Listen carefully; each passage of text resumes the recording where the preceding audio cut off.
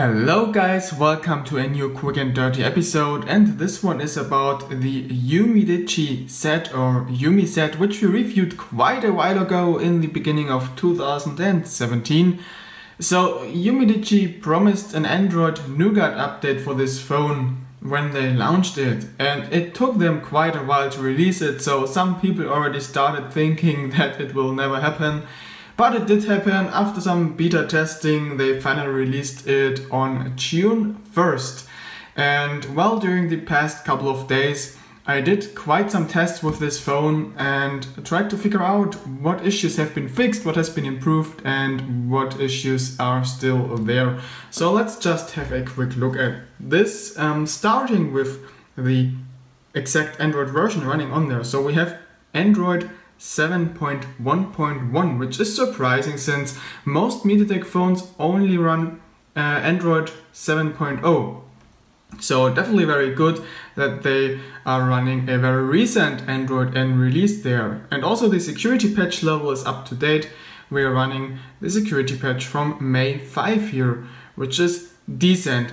And one thing you probably already noticed is that the touch responsiveness has been improved very much. The input lag is very minimal now, the touch resolution is great, sensitivity and accuracy is good, so it really got a decent touch panel now, which is kind of surprising because initially it sucked. When you scrolled you had lots of lags going on, it was really slow and sluggish, really no fun to use, but this changed, and also typing on the on-screen keyboard does work very fine now, as you can see here. No issues at all, really good.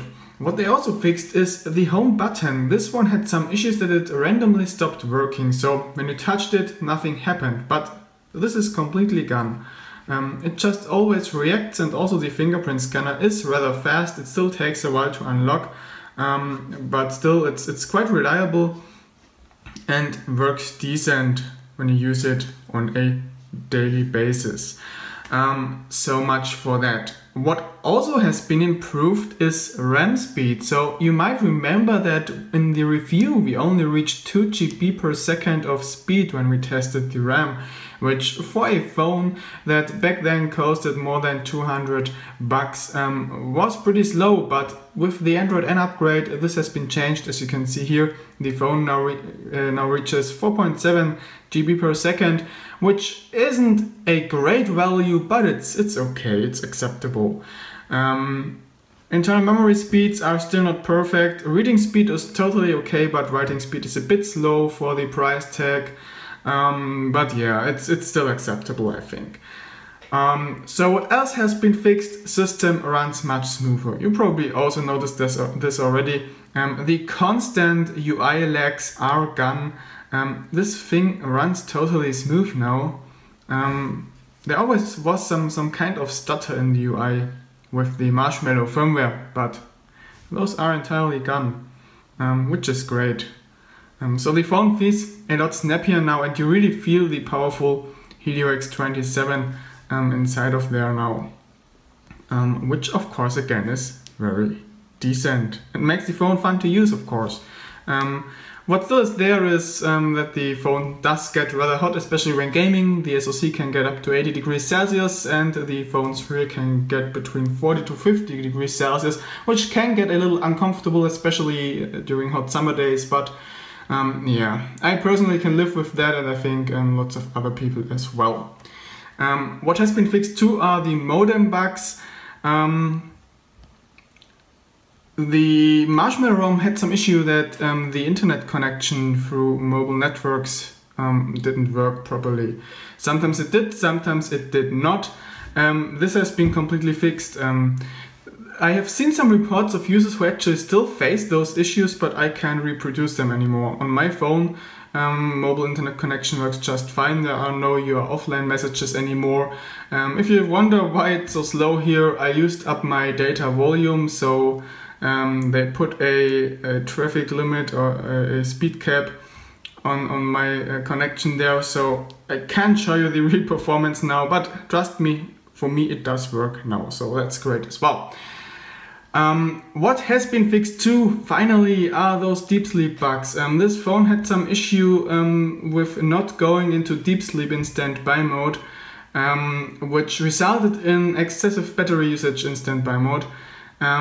Those issues are gone. The phone does now go to deep sleep, and the battery usage in standby went down to around 0.8 to 1.2% per hour when you use it in real life. So yeah, lots of things have been fixed. Issues that haven't been fixed, unfortunately, are the high battery consumption, which probably is caused due to the processor.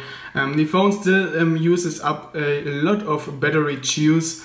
You can't get more battery life out of this than 1 day. It's like on 6 p.m. in the evening you will need to recharge your phone, which is a little sad. What also hasn't been fixed is the camera quality. I'm really not satisfied with this one. If you remember back the review, landscape shots always look kind of blurry, and the camera suffered from lots of noise even at daylight, and the colors just didn't look very good. And well, that's still the case. Just let's zoom in there and you see there is no detail. It just looks mushy, and yeah, colors are kind of strange, too bright. They don't look very realistic. Yeah, it's not a totally bad camera. For macro and close-ups it's okay, but it's not a high-end shooter, sadly. So yeah, they didn't fix this. So well, that's it for the update on the update. So I hope this was helpful for you. What would I say as a verdict? Well, the phone still has its issues. It's far from being perfect, but I have seen that you can buy this at around 160 to 170 bucks now, and that's actually a good price for a phone like this, because it does have a very decent performance, especially gaming wise. Build quality is okay, screen is pretty good.